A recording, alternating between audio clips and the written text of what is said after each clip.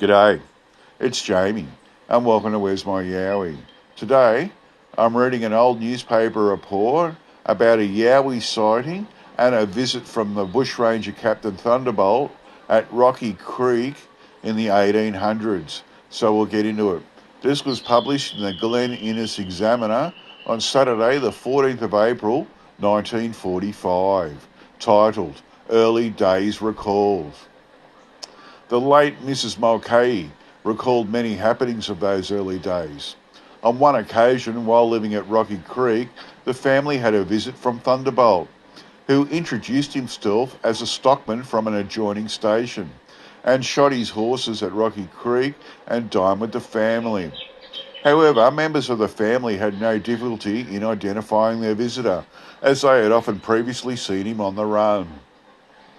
Mrs. Mulcahy recalled how her younger brother, the late Mr. John Ryan, while shepherding sheep one day, had an unusual visitor in the form of a yo-yo, Australian hairy man, which, waving its arms, rushed among the sheep, scattering them in all directions. The end. That's pretty interesting, that. I like how they've called the Yowie a yo-yo, which I haven't heard that before, and I wonder if he was chasing the sheep because he wanted to eat one.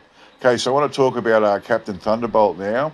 His full name was Frederick Wordsworth Ward, and he was born in 1835 and died in 1870.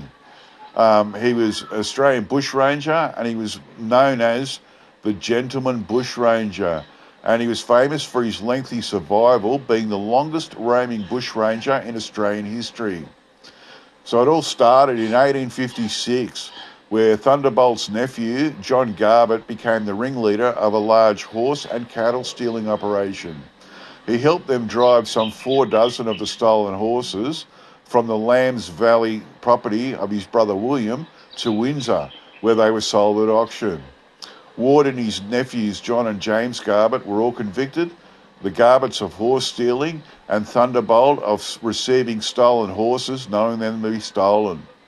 They each received a sentence of 10 years of hard labour and were sent to the Cockatoo Island penal colony. Released on tickets of leave after serving 4 years, Thunderbolt and his nephews settled in the Mudgee district, where John Garbutt met and married a wealthy widow, Elizabeth Blackman, who was the owner of the Kooyal Inn and Station. They employed Thunderbolt to work with them on the farm. There, Thunderbolt met Mary Ann Bugg, who was then living with ex-convict James McNally and her children at the farm. Mary fell pregnant with Fred's child a short time later. In breach of ticket of leave regulations, Thunderbolt left the Mudgee district to take Mary Ann back to her father's farm at Dungog for the baby's delivery. He returned late for his 3-monthly muster, and consequently the authorities revoked his ticket of leave. He made the problem worse by arriving back at Mudgee on a stolen horse. He was sent back to Cockatoo Island to serve the remaining 6 years of his original sentence, plus an additional 3 years for being in possession of a stolen horse. On 11th September 1863, Thunderbolt and her companion, Frederick Britton, slipped away from their island work gang and hid for 2 days before swimming from the north side of Cockatoo Island and escaping. Thunderbolt and Britton headed to the New England district, where they robbed a shepherd's hut near Uralla. 3 days later, while they were waiting to ambush the mail near the Big Rock or Split Rock, which is now known as Captain Thunderbolt's Rock, they were spotted by troopers. In the ensuing gunfight, Thunderbolt was shot in the back of the left knee. The pair separated a few weeks later, and Ward gained the nickname Thunderbolt during the Rutherford toll bar robbery on December 21, when the toll bar keeper told the police that the door burst open like the sound of a thunderbolt. The newspaper at the time, the Maitland Mercury, reported this, and the name stuck. No one knew the actual identity of the hold-up man at that time. Over the following 6.5 years, Thunderbolt robbed mailmen, travellers, inns, stores and stations across much of New South Wales, northern New South Wales, from the Hunter region north to Queensland, and from Tamworth and nearly as far as West as Bourke. He was accompanied by 3 other men in early 1865 when he went on a crime spree in the northwestern plains. But the gang disbanded after young John Thompson was shot and captured at Millie near Moree.